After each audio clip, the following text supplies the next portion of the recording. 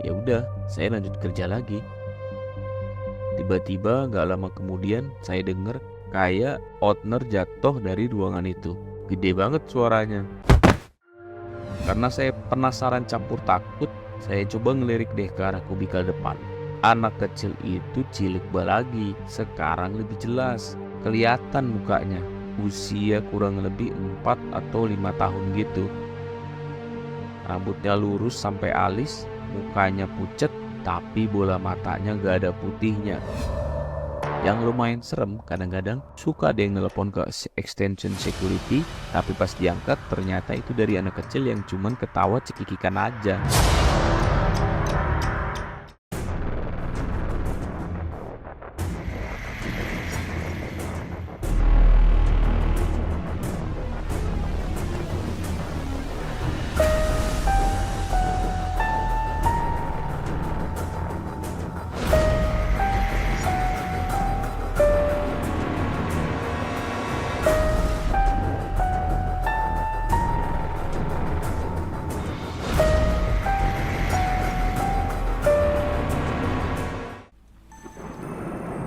Hai, selamat datang di channel Riri Wild Story. Di channel ini kita akan menceritakan kepada kamu kisah-kisah horor nyata yang akan menggetarkan jiwa kamu. Gimana? Sudah siap untuk mendengarkan? Siapkan nyalimu. Cerita ini disadur dari cerita di thread Kaskus dengan judul 5 tahun di komplek perkantoran mistis dari threadnya Agastya 168. Untuk link cerita aslinya sudah saya letakkan di deskripsi ya. Jadi silakan pada teman-teman yang mau mampir ke threadnya ya. Oke, tanpa berlama-lama lagi, langsung aja kita mulai ceritanya.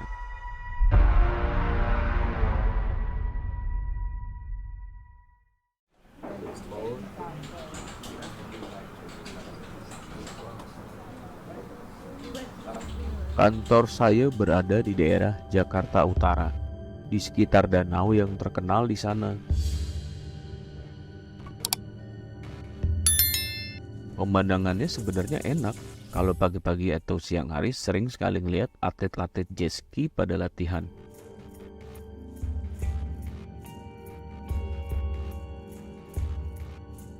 Mau cari makan juga gampang karena di sini terdapat warung makan di sekitaran area danau. Harganya pun murah meriah.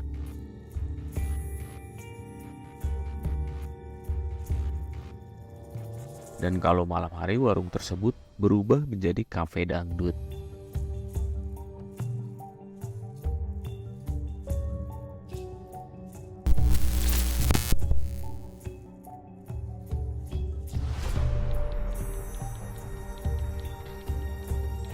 Sebenarnya dari awal masuk kerja di sini saya sudah merasa kalau kantornya punya hawa yang terasa beda gitu. Dingin dan terlalu senyap. Bahkan walaupun saat siang hari tetap terasa merindingnya. Kantor saya ini layaknya komplek perkantoran di mana di dalamnya ada 4 perusahaan yang berada dalam satu wilayah. Jadi terdiri dari 6 bangunan besar berjejer. Tidak sembarangan orang boleh masuk. Penjagaan security-nya sangat ketat. Tiap mobil yang keluar masuk harus selalu dibuka dan dicek oleh security.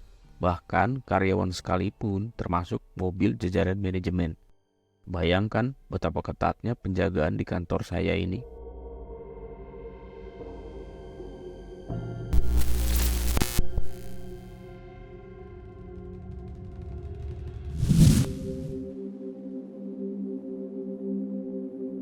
Kejadian ini saya alami pada tahun 2015 silam.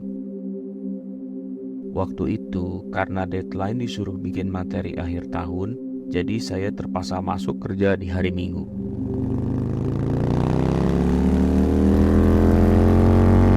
Sebenarnya saya udah sering mendengar banyak kejadian yang tidak lazim di kantor saya ini. Gak siang, gak malam, pasti ada aja kejadian yang tidak masuk akal. Terutama kalau keadaan lagi sepi.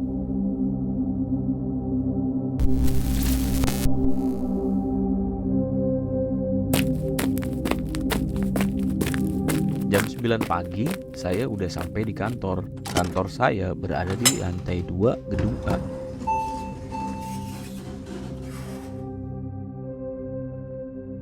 Di lantai 2 sendiri ada dua sayap, sayap kanan dan sayap kiri. Wilayah sayap kiri adalah wilayah khusus direksi dan yang wilayah kanan buat level supervisor dan staff.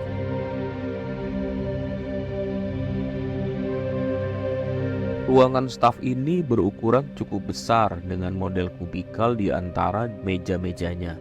Setiap meja terdiri dari 6 baris sesuai dengan departemen masing-masing.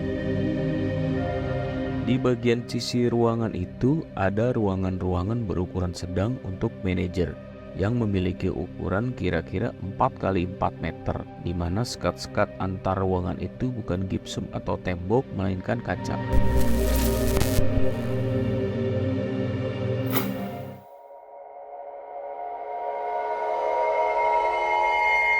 Karena ini hari Minggu, karyawan yang masuk kebetulan cuma saya seorang.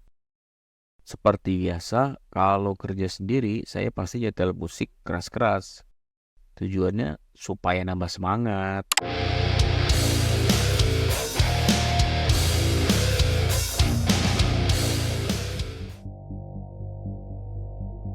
Nah, pas lagi asik-asiknya bikin presentasi, saya kok merasa kayak ada yang ngeliatin saya dari arah sebelah kanan. Sedangkan di belakang saya itu ada ruangan manajer juga yang berjejer, ada sekitar 3 baris lah.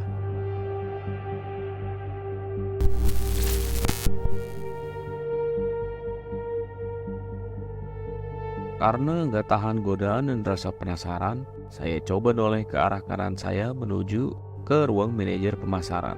Lah, nggak ada orang kok. Ya udah, saya lanjut kerja lagi. Tiba-tiba gak lama kemudian saya dengar kayak outner jatuh dari ruangan itu. Gede banget suaranya.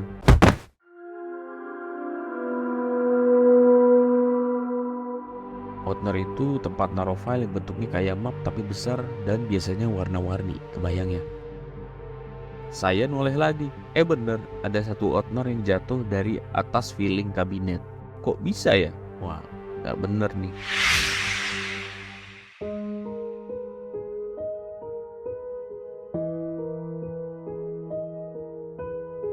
Ya udahlah, saya balikin fokus lagi aja ke laptop saya.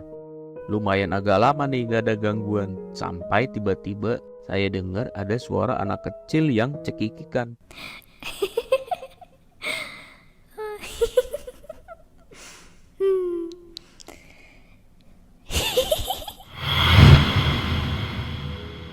Suaranya halus banget, tapi ketawanya geli gitu. Arahnya pun dari ruang manajer yang tadi. Saya udah mulai gundah nih. Noleh apa enggak ya? Noleh enggak. Ya udah, noleh aja deh.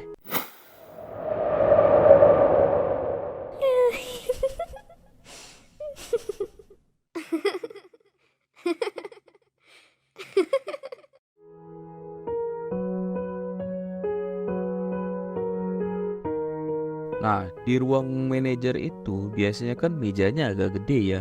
Bangkunya juga gede, bangku model bos-bos gitulah. Nah, dari sisi meja bagian dalam, sekelebat saya ngelihat ada kepala anak kecil kayak orang main ciluk begitu. Nongol sampai batas mata, terus langsung ngumpet lagi ke bawah kolong meja. Terus cekikan lagi.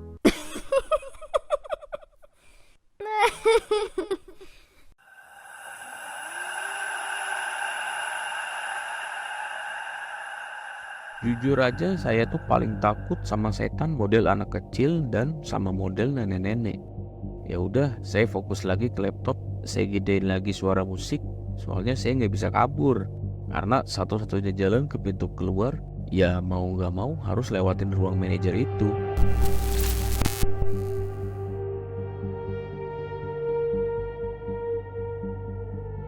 Pas saya udah mulai agak tenang, suara cekikikan tuh anak kecil pindah tempat. Padahal pintu ruang manajer itu semua pada posisi tertutup. Sekarang suaranya ada di area kubikal di 2 baris depan saya.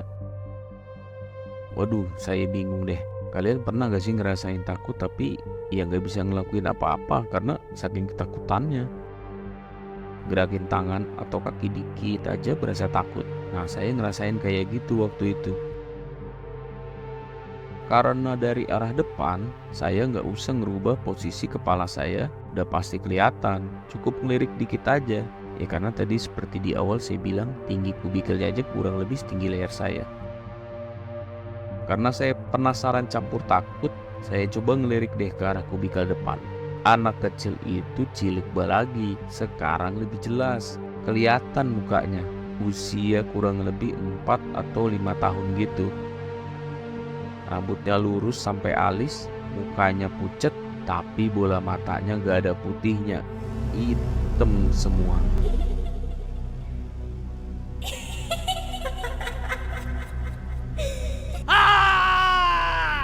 Gak pakai babi bu, saya langsung lari ngibrit ke arah pintu keluar. Nah, pas saya lari itu dia makin cekikikan, suaranya kenceng banget.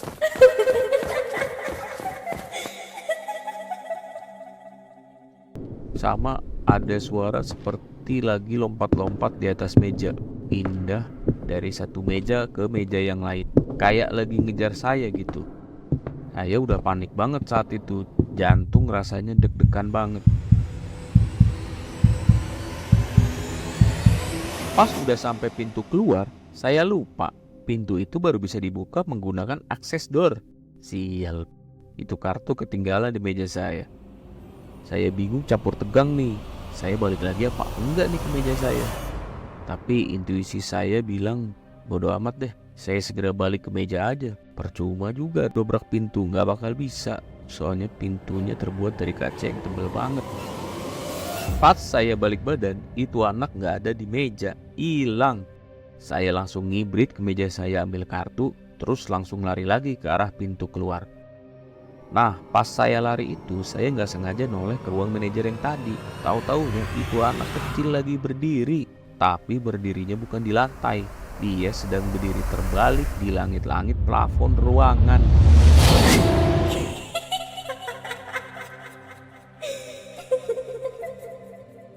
Sambil ketawa-ketawa. Yang saya ingat dia pakai baju warna biru dan bercelana pendek warna merah mirip seperti celana anak SD zaman dulu. Nah, selain itu saya lupa. Dia cuma ketawa-ketawa doang. Akhirnya saya berhasil kabur keluar dan langsung ke pos security.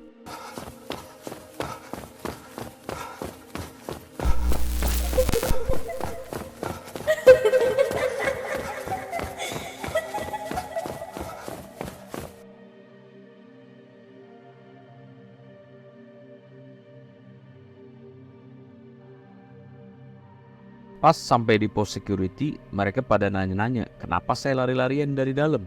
Saya ceritain deh semuanya. Nah, tahu nggak security-nya ngomong apa? Kata mereka, itu mah udah biasa. Kalau hari sepi kayak gini, mereka malah suka ngelihat ada anak kecil yang ngelambai-lambaikan tangan dari arah dalam ruangan manajer, yang langsung bisa ngelihat ke arah pos security. Kejadian itu seringnya pagi atau siang, justru kalau malam atau sore malah nggak ada.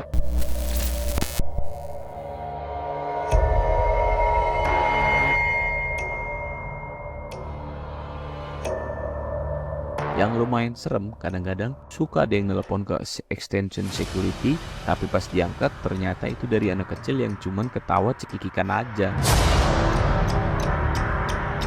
Lalu saya minta ditemenin sama security untuk ke atas lagi untuk beresin laptop sama barang-barang saya. Tapi mereka sendiri malah gak ada yang berani. Security-nya malah bilang, Mas Budi, mending Mas tunggu aja dulu agak sorean. Kalau enggak, Mas pulang aja dulu naik taksi atau ojek online. Saya bayarin dulu dah. Nah, HP sama dompet dan lain-lainnya nanti sore diberasin sama yang giliran jaga sore. Setelah dipikir-pikir bener juga. Ya udah, akhirnya saya pulang minjem duit security dulu. Sorenya saya balik lagi ke kantor untuk ngambil barang-barang saya. Nah, pas sorenya saya naik ke atas bareng security, buset, meja saya ternyata udah berantakan semua, kayak habis digeretakin orang. Tapi untungnya semua barang-barang saya masih ada di sana, gak ada yang hilang. Kapok deh masuk sendirian kalau hari libur. Ya, kira-kira begitulah cerita untuk episode pertama ini. Terima kasih untuk si empunya trade. Untuk teman-teman yang mendengarkan, sekali lagi silahkan mampir ke thread aslinya di link yang saya taruh di deskripsi ya. Terima kasih yang udah mendengarkan.